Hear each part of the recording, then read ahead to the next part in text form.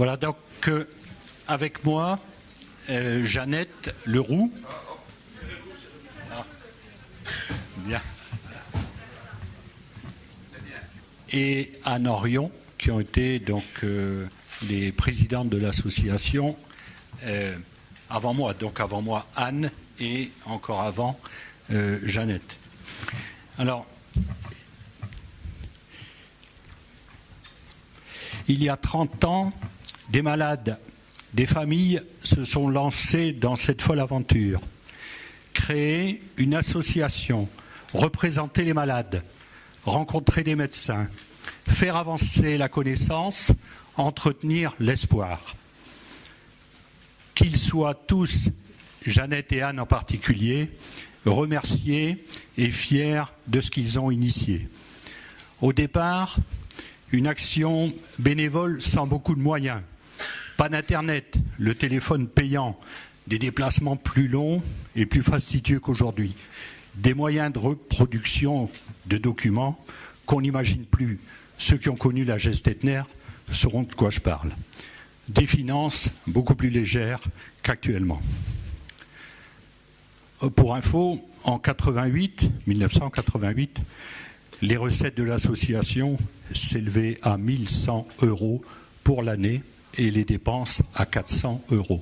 Non, en euros. J'ai traduit en euros parce que bon, sinon ça vous obligeait à faire la division par 6, 55 957. Cette association de 1901 qu'ils ont développée petit à petit, mais avec beaucoup de détermination, est devenue une association reconnue comme établissement d'utilité publique le 3 mai 2004. C'était le résultat de tout un travail et la traduction du sérieux des administrateurs de l'époque. Une association, c'est un rassemblement de personnes différentes avec un même objectif. Et en ce qui nous concerne, ça se traduit dans l'article 1 des statuts, que je résume très rapidement: l'information du grand public, du monde médical, médico-social, ainsi de suite, des enseignants, la stimulation des initiatives en vue d'améliorer le diagnostic, la prévention, la recherche, le traitement et la connaissance, le soutien et l'assistance du malade et de son entourage, la création d'événements. Nous sommes ensemble de notre plein gré, administrateurs, bénévoles, adhérents. Nous sommes différents d'âge et de conditions. Nous ne pensons pas toujours la même chose ou pas au même moment. Nous avançons à des rythmes différents, pas nécessairement avec la même sensibilité, et on ne nous demande pas d'avoir telle ou telle conviction religieuse, politique ou philosophique. Ensemble, avec nos limites aussi, nous le savons bien, les limites individuelles et les limites collectives, celles liées au bénévolat. Des bénévoles disponibles, personne n'en doute, et j'en suis témoin presque quotidiennement. Mais avec les contraintes personnelles et les difficultés liées à la maladie qui nous touchent personnellement ou qui atteint les membres de nos familles. Avec les difficultés liées à la dispersion sur l'ensemble du territoire, en métropole et outre-mer. Avec les difficultés liées parfois au milieu médical, aux structures hospitalières, au milieu scolaire, et aussi les difficultés liées au milieu professionnel, bref, à la vie en société. La vie n'est pas un long fleuve tranquille et le combat est quotidien. Il ne s'agit pas de passer sous silence ou de gommer nos difficultés, nos différences, nos divergences. Nous devons faire avec, mais sans résignation aucune. Parfois, il faut mettre son mouchoir dessus, on le sait, et il faut patienter un peu si ce n'est pas le bon moment, en respectant celles et ceux avec qui nous sommes associés. Et persévérer. Persévérer toujours dans le soutien aux parents et aux malades qui prennent contact avec l'association, en pensant à tous ceux qui découvrent ou qui vont découvrir les affres de la maladie. Nous n'agissons pas pour nous-mêmes, un peu peut-être, mais pas seulement, parce que nous sommes directement concernés, mais pas seulement. Comme cela a été le cas pour nombre de nos prédécesseurs, soyons encore et toujours motivés par le mieux-être des autres et non pas par notre propre action, notre renommée, notre place dans la société réelle ou virtuelle. L'important n'est pas nous, L'important, c'est ce que nous sommes capables de réaliser tous ensemble. Que nos prédécesseurs soient fiers de ce que nous faisons aujourd'hui, qu'ils puissent penser que nous avons fait fructifier ce qu'ils nous ont confié. Soyons fiers de ce que nous poursuivons et que nos enfants soient fiers de ce que nous avons entrepris tous ensemble pour leur avenir. J'ai aussi à l'esprit, comme vous sans doute, le souvenir de celles et de ceux que nous avons aimés, qui ne sont plus là et qui, je n'en doute pas, accompagnent nos pensées à cette occasion. 3 mots pour terminer ou presque. Continuité, ténacité, foi. Continuité, il y a 30 ans que cela dure, avec des hauts et des bas. Tout n'a pas toujours été idyllique, loin s'en faut. Et malgré les changements dans les équipes, le travail se poursuit et l'équipe actuelle entend se situer dans les traces des précédentes avec ses compétences et ses moyens actuels. Ténacité, surmonter le découragement qui pourrait parfois nous atteindre. C'est long et pas amusant du tout, même s'il y a souvent un réel plaisir à se retrouver dans des journées comme aujourd'hui. Être confronté à la maladie et l'affronter n'est anodin pour personne. Cela n'est pas facile, ni sans risque, sur le plan personnel ou familial. Je le dis quelquefois à des interlocuteurs, c'est plus difficile d'être adhérent à l'association Neurofibromatose Eric Lingozen que d'être adhérent à une société de joueurs de belote ou de joueurs de boules. Et je n'ai rien contre ces gens. Et quelquefois même, il y en a qui organisent des tournois pour financer la recherche. Donc on ne va pas les critiquer. Mais ce n'est pas du même domaine et c'est beaucoup plus compliqué pour nous. Foi en l'avenir et dans le travail de celles et de ceux qui cherchent et qui nous accompagnent. Qu'ils sachent que nous croyons en eux. Qu'ils sachent que nous ne baisserons pas les bras et que nous ne laisserons pas tomber. S'informer pour agir, c'est notre devise. Les journées comme celle-ci, les journées neurofibromatose, ont été imaginées dans cet esprit par celles et ceux qui ont animé avant nous l'association et notre travail militant se poursuit dans ce sens. Avec le soutien de celles et de ceux qui nous ont aidés, qui nous aident encore, matériellement, financièrement, humainement, et qui de cette façon confortent notre engagement. Puissions-nous tous ensemble, pour nous et pour tous les autres, où qu'ils se trouvent, puissions-nous récolter les fruits de notre action et donner tout son sens à la détermination de celles et ceux qui ont été à l'initiative il y a 30 ans, et particulièrement Jeannette et Anne. Je vous remercie de les applaudir. Je pense que ça le mérite.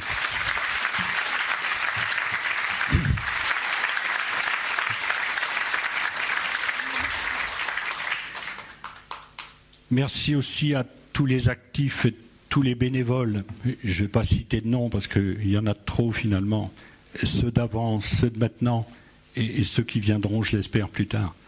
Qui ont aidé cette association à grandir et qui ont été dans l'action tout au long de ces 30 années pour faire ce que l'association est devenue aujourd'hui. Un autre merci particulier et très sincère à tous les médecins, les psys, les chercheurs, les personnels de santé qui ont été et qui sont toujours à nos côtés dans ce combat pour une vie digne, pour une vie meilleure. Excusez-moi, s'informer pour agir plus que jamais.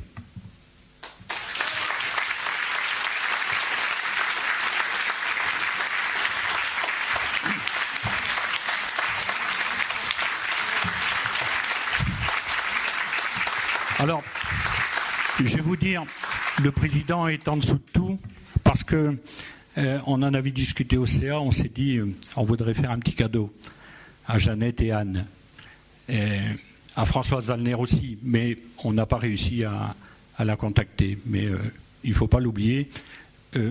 Dans nos statuts d'ailleurs, il y a 2 membres d'honneur, Françoise Wallner, qui a créé l'association, et Jeannette Leroux. Donc, j'ai acheté des chocolats. Enfin, c'est Lucette qui les a achetés. Elle ne peut pas être là. Mais... et les chocolats sont restés dans ma chambre. Donc ce sera pour tout à l'heure. Voilà, quoi. Bon. En toute simplicité, encore une fois, merci beaucoup, Jeannette et Anne.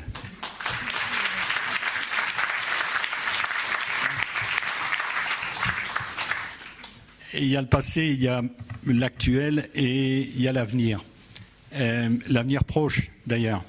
C'est notamment pour ça que Michel et Pierre sont arrivés un peu en retard. Il y a quelque temps déjà que Pierre Wolkenstein me dit c'est bien, mais il faudrait qu'on fasse plus, pas mieux, parce que je pense que ce qu'on fait c'est fort bien, mais plus. Est-ce qu'on n'envisagerait pas de créer une fondation?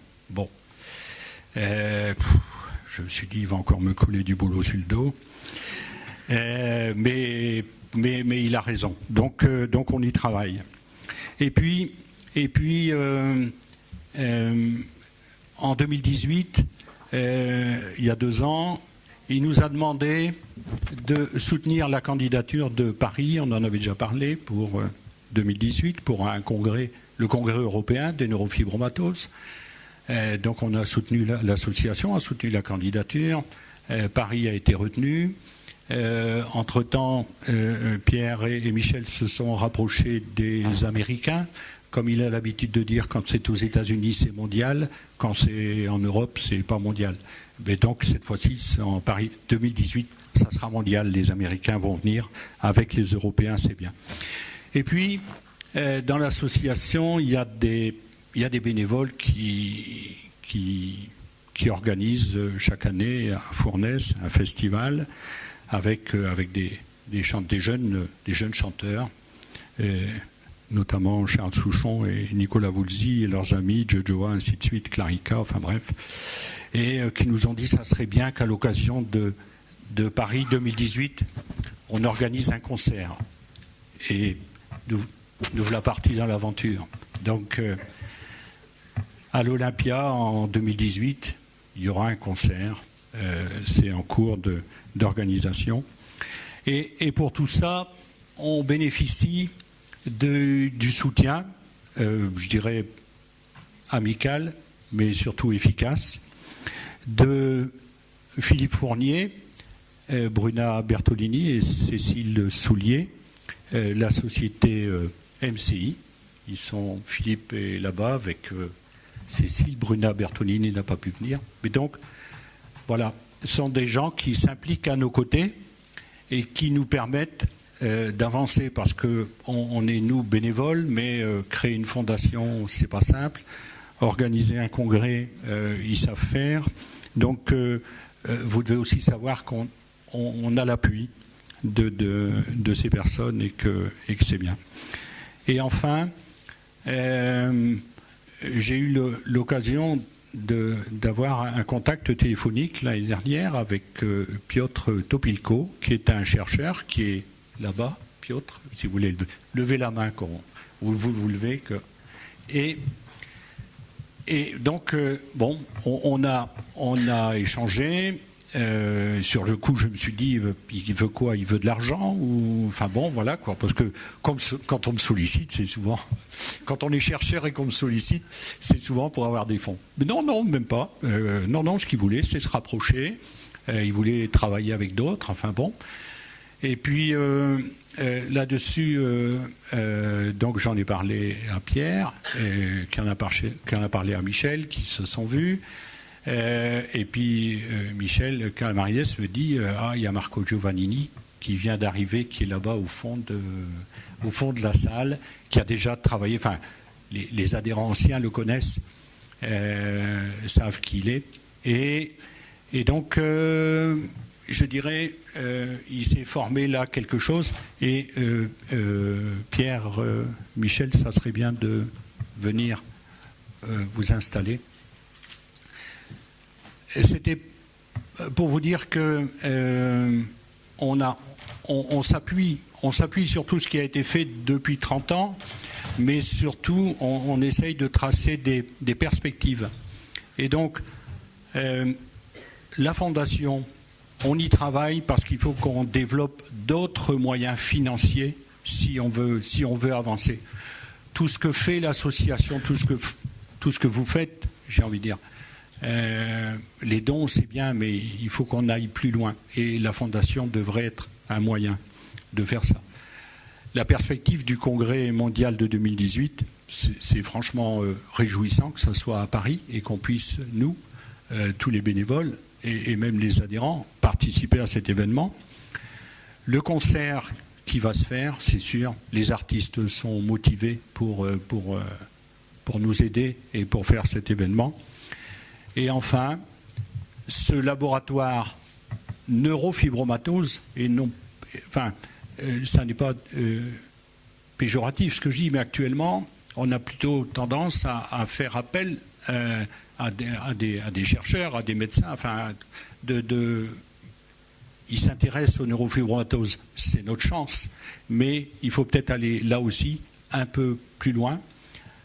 On s'est réunis hier après-midi, et puis Pierre, je vais te laisser poursuivre sur ce sujet.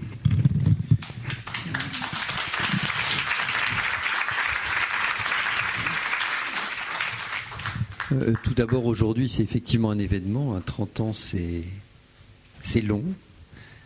30 ans, c'est court aussi. Il y a des choses qui ont été faites et il y a des choses à faire. Et effectivement, Jean-Michel, on a besoin de futur. Donc, je crois que tu as bien tracé les 4 piliers. On en avait discuté avec Philippe Fournier il y a quelques semaines. Donc, on avait 4 piliers qui étaient les 4 piliers sur lesquels on souhaitait se reposer. Alors, premier point, c'est la fondation. Je pense que c'est utile, une fondation, parce qu'une fondation, c'est éternel. Enfin, en tout cas, ça a vocation d'être une base. Et c'est un modèle qui est un modèle, alors je dirais pas très américain, mais c'est un modèle en tout cas stable et sur lequel était fondée toute la recherche, notamment aux États-Unis. Et Michel faisait remarquer que les rapports entre les chercheurs et les malades aux États-Unis sont inversés. Aujourd'hui, le congrès scientifique, il est organisé par l'association, et ce sont les malades qui suggèrent en tout cas les recherches en orientant de manière très formelle, puisqu'ils ont recruté des directeurs scientifiques, etc., vers où ils veulent aller pour la recherche. Donc la fondation, c'est un point qui est un point d'ancrage, qui est un point du réel. Ensuite, il y a les événements. Effectivement, on va essayer de resituer la France dans la compétition internationale, puisque grâce à l'équipe de Michel Vido, Éric Passement, Béatrice Parfait, il y a eu des grandes avancées, notamment un papier collaboratif international dans Nature qui moi me semble avoir ancré de manière définitive la recherche française dans la compétition internationale. Donc ça va nous permettre de faire le congrès mondial. Alors c'est un congrès, ça sert pas à grand chose, et ça sert à tout. C'est-à-dire que c'est quelque chose qui a un énorme boulot. Donc moi ça m'a beaucoup angoissé de me coltiner ce truc-là, parce qu'on l'a déjà fait c'était en 96, je crois, ou 98. C'est un boulot fou, et ça m'a beaucoup rassuré de savoir que vous étiez derrière ce projet, puis que Philippe Fournier et MCI, avec lesquels j'ai une amitié depuis de très longues années, étaient là pour porter un congrès. Avec une annulation du congrès américain, ils viennent ici, donc Paris sera un peu New York, ou New York sera un peu Paris, je ne sais pas. Mais en tout cas, ce qui est sûr, c'est que c'est un moment qui va nous permettre de montrer au public une force qui est une force centrée en France, et ça je trouve ça bien, surtout quand c'est relayé par un événement médiatique comme on l'espère, qui est un concert. Et donc là on arrive à quelque chose qui est une cristallisation, je dirais, du trentenaire, qui est vraiment la construction que vous avez tous les trois établie depuis si longtemps. Et quand alors moi, je vous embarque toujours dans des trucs pas possibles, mais vous m'embarquez aussi dans des trucs pas possibles. Donc, je dirais que l'angoisse est partagée. C'est toujours très agréable de partager l'émotion et la prise de décision en sachant qu'on est dans la bienveillance. Et ça, c'est fondamental. Alors, en ce qui concerne les projets... donc aujourd'hui, il y a un événement qui a été assez marquant pour moi, qui est, ça fait très longtemps que je travaille avec Michel Calamarides, qui donc coordonne la partie NF2 du centre de référence.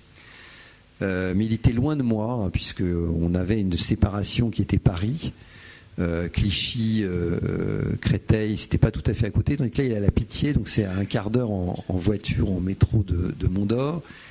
Et nous sommes associés, les deux facultés de médecine, au sein d'un contrat qui s'appelle le Collégium. C'est une réunion de deux facultés de médecine. Et on s'est rendu compte à ce moment-là que le centre de référence des neurofibromatoses, finalement, il était réuni sur un seul lieu.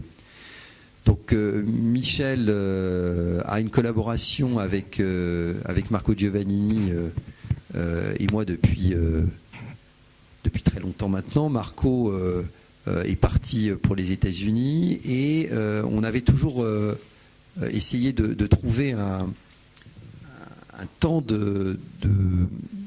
une manière de faire originale pour promouvoir la recherche. Et il nous est apparu, puisque Marco est très orienté NF2, mais dans un objectif thérapeutique, que le modèle animal qu'il pouvait nous apporter serait un plus pour avancer. Et puis, ce que tu as décrit est tout à fait exact. Hein, et c'est là où on voit que vous avez fait d'énormes, je dirais, avancées d'un point de vue construction. C'est que c'est vous qui m'avez présenté Piotr, que je ne connaissais pas. Donc, il y a eu un lien qui a été fait par l'association. Et c'est tout d'un coup je dirais, vous êtes parfaitement, non seulement dans votre rôle, mais vous nous aidez énormément dans une construction qu'on ne voyait pas comme évidente. Donc aujourd'hui, on a entre guillemets, une masse critique qui est suffisante, qui nous permet de réfléchir autour des tumeurs dans nos deux centres, hein, puisque que ce soit à la Pitié ou que ce soit à Mont-d'Or, on enlève des tumeurs de la neurofibromatose 1 et de la neurofibromatose 2, et que ça va être une occasion, je dirais, de fédérer autour d'une organisation de recherche qu'on va essayer de faire labelliser, puisque Marco et Piotr sont des directeurs de recherche à l'INSERM, donc l'INSERM qui est l'Institut de recherche médicale français.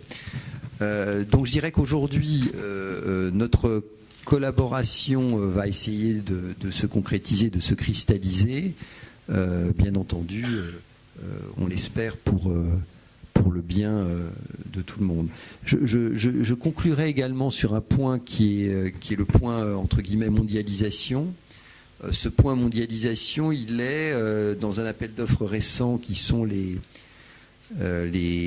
centres de référence européens, puisque la communauté européenne a lancé des centres, une labellisation pour les centres, et que le jeu est en plein mouvement là en ce moment, et que ça va nous permettre d'avoir un label qui dépassera la nation pour être effectivement une reconnaissance, notamment pour les soins qu'on appelle transfrontaliers, c'est-à-dire permettre effectivement, quand les compétences ne sont pas forcément présentes dans les pays d'origine, pouvoir accueillir des patients dans un contexte qui sera plus, pas légal, mais moins compliqué. Hein. On a beaucoup de patients des pays francophones, notamment belges, notamment luxembourgeois.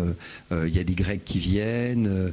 Le Maghreb, c'est plus compliqué parce que les accords aujourd'hui sont très appendus à la capacité de paiement des soins. Mais en tout cas, on essaye aussi de tenir notre rôle de centre de référence. Donc voilà, ce sont des très beaux projets. Là, on vous a parlé de génétique avec l'équipe de Dominique et Michel Vidot. On vous a parlé de tumeurs avec une recherche translationnelle avec des essais thérapeutiques. Et il y a un point sur lequel je vais m'avancer de manière tout à fait politiquement incorrecte, Jean-Michel, mais c'est un peu mon rôle. c'est qu'il faut que les enfants aussi soient au cœur du dispositif. Hein. C'est-à-dire que vous avez passé du temps sur les difficultés d'apprentissage, du temps sur, on aurait souhaité du temps sur les gliomes des voies optiques. Il y a beaucoup de complications de la neurofibromatose qui sont des complications de l'enfance. Il me semble que cette recherche aussi, elle peut être portée par la Fondation. Et je rappellerai que les Américains, qui sont parfois un tout petit peu plus doués que nous sur la communication, n'hésitent pas à détourner un petit peu les messages pour que les mécènes apportent de l'argent, puisque aujourd'hui, malheureusement, le nerf de la guerre, ça l'a toujours été, mais il devient de plus en plus prégnant comme étant l'organisation même de la recherche. On disait avec Marco Giovannini hier qu'il y a beaucoup de sous-traitances qui se font maintenant. C'est-à-dire qu'avant, quand on faisait des souris, on les fabriquait soi-même. Maintenant, il y a des sociétés qui fabriquent des souris. C'est vrai que c'est une perte de temps que de refaire à façon des choses. Donc il y a plein de choses qui se sous-traitent. Le coût de la recherche est énorme. Et on réfléchissait autour de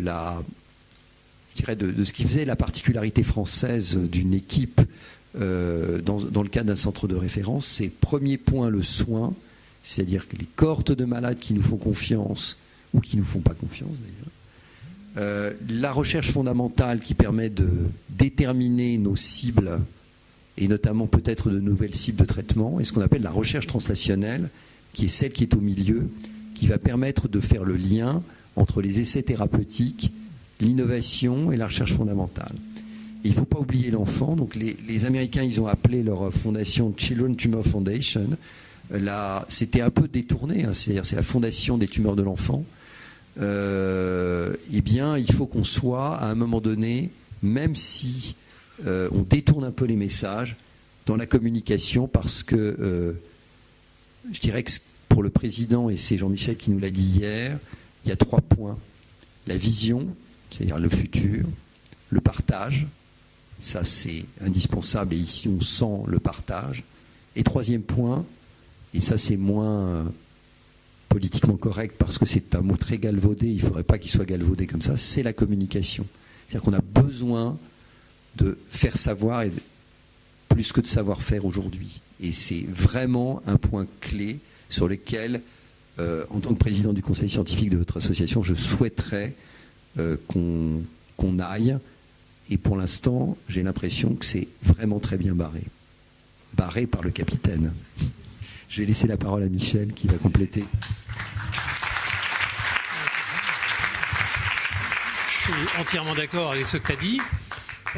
C'est vrai que l'échéance du congrès international en 2018 va être vraiment un moment très important.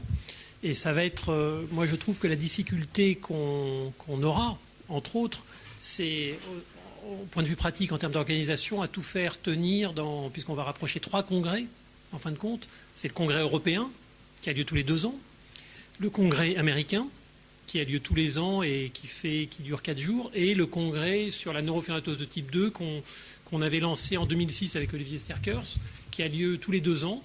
Là, il a eu lieu il y a 15 jours à New York, il aura lieu donc à Paris, et se rajoute aussi le congrès sur les schwannomatoses, qui est cette maladie un peu particulière dont on parle finalement, qu'on n'individualise pas tant que ça, hein, les schwannomatoses, qui sont ces formes où il y a des schwannomes périphériques multiples qui entraînent de la douleur, qui sont plutôt proches de la NF2, mais qui sont finalement traités à la fois dans les centres NF1 et NF2 et qui peut-être pourraient être individualisés. Peut-être que Marco Giovannini, qui fait aussi de la recherche sur les schwannomatoses, en dira un mot cet après-midi. Et donc on va réunir tous ces congrès en un moment. Et c'est vraiment très important de comprendre qu'organiser ces congrès, ça nous permettra d'orienter les sujets qui vont être discutés, que ce soit clinique de recherche, et de choisir les intervenants et d'apporter un point important sur ce que tu disais, la place française dans la recherche sur la neurofibromatose, qui est certes modeste en termes de nombre de personnes, mais qui est quand même, on nous fait la confiance d'organiser ces meetings, ce qui est quand même une preuve de présence dans ce milieu. Sinon, moi je soutiens, et on est très proche avec Pierre sur le futur et l'importance de la recherche, l'énergie qu'on va mettre dedans, et avec le soutien de Pierre qui aussi a des fonctions importantes administratives en plus de ses fonctions de dermatologue et de responsable NF1. Il a beaucoup de fonctions administratives, universitaires qui nous permettent de penser qu'on va aboutir rapidement à ce projet de recherche. Je compléterai par un point qu'il convient d'évoquer à ce stade, c'est que vous vous êtes organisé en délégation régionale, hein, qui est un modèle qui est, à mon avis, un très bon modèle. Et nous, c'est pareil, hein, puisqu'il y a un réseau qui est un réseau NF France. Et donc, il y a bien entendu le réseau, et puis il y a les piliers du réseau qui se sont appropriés un certain nombre de thématiques de recherche et qu'on voit de manière assez pratique dans les inclusions dans les protocoles ou la capacité de porter des projets. Alors, bien évidemment, donc jusqu'à maintenant 2016, on était à peu près dans les temps pour le congrès de 2018. Là, ça fait 2 ans, donc on va être obligé de se mettre au boulot de manière concrète, ce qu'on a déjà commencé à faire, je vous assure, mais le stress et l'adrénaline permettent de se mobiliser encore plus. Et donc il y a quelques grandes figures des centres de référence et de compétences qu'il convient de porter aussi d'inviter à porter avec nous le congrès mondial. Donc il y a tout le travail fait par Patrick Combemal à Léon Bérard, moi, qui me semble un vrai progrès. On en parlera cet après-midi en ce qui concerne, l'avancée qui a été faite dans l'utilisation du TEP-scan pour la détection des tumeurs, qui pour moi est clairement quelque chose qui a changé la donne, hein, en termes de détection de la progression de la maladie. Les difficultés d'apprentissage et tout ce qui est recherche en psychologie qui est porté par Nantes, Toulouse qui se restructure, Tours, j'ai eu nos collègues tourangeaux, j'ai le plaisir de voir nos amis bordelais dans l'assistance. Donc en gros, il y a aussi une vie de réseau, mais appartenir à un réseau, c'est très ingrat. Puisque vous savez que le ministère n'a jamais financé les centres de compétences, et c'est vraiment pour moi une erreur conceptuelle. Plutôt que de financer les filières qui servent à rien, on aurait mieux fait de donner de l'argent aux centres de compétences. Mais en tout cas, moi je souhaiterais vivement que malgré ce bénévolat qui est usant pour le quotidien, que ce congrès mondial soit aussi l'occasion à nos représentants forts du réseau je le demande officiellement, de nous rejoindre, puisqu'on n'a pas encore constitué des comités scientifiques et d'organisation pour nous aider à porter ce projet, parce qu'il faut vraiment qu'on montre que nous sommes une nation forte.